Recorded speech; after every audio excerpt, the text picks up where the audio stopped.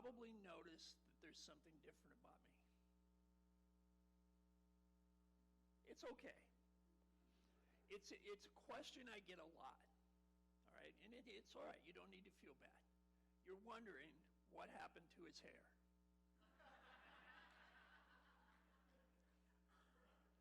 Okay. I taught math to teenagers for 35 years. And one by one, day by day, they pulled them out. But I don't think you can talk about encourage unless first you talk about courage. And I don't think you can talk about courage unless you first talk about hope. We might hear Jesus coming toward us in our fear and saying, take courage, I am, don't be afraid. Doesn't that have a great rhythm to it? Say it with me. Take courage, I am, don't be afraid. I love that. There ain't no easy button for changing your attitude. You know, we've all got smartphones now, and so there's, if you want to do it, there's an app for that. Well, there's no app for changing your attitude. There's no app for figuring out that there's life after paralysis. It's hard, but it's possible. Hope says, I believe God keeps his promises. And because of that, I can look forward to the future with absolute confidence.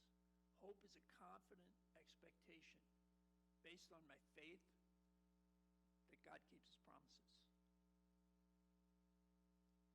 And hope changes what's possible. Why can I move my chair 10 feet now when I couldn't 25 years ago? Because I have hope. It is that simple and that powerful. Hope changes what's possible. Loving me in those days was like trying to love a wounded porcupine. Now get that picture in your mind for a minute. What's going to happen to you if you try to help a wounded porcupine? You're going to get stuck a little bit, aren't you? Most people are going to go, not me, not Jesus.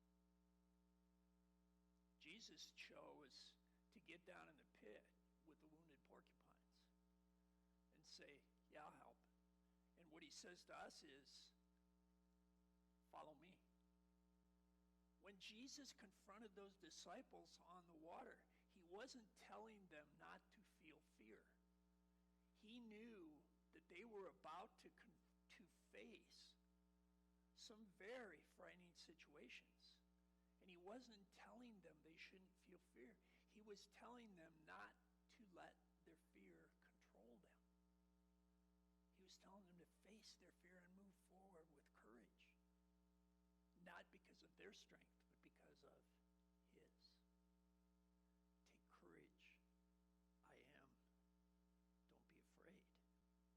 Who in here thinks they can fix the world? Don't raise your hand. That's God's job, right?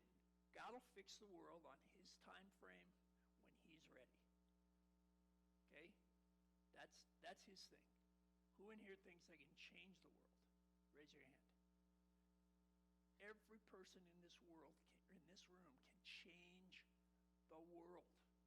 And if you don't believe that, when we did our ride this summer, we raised money to send 20 kids to school in New Delhi that had been rescued from the sex trade. Now, that doesn't solve the sex trade problem, but does it change the world for those 20 kids? You bet it does. And we can all do that. So go be encouragers.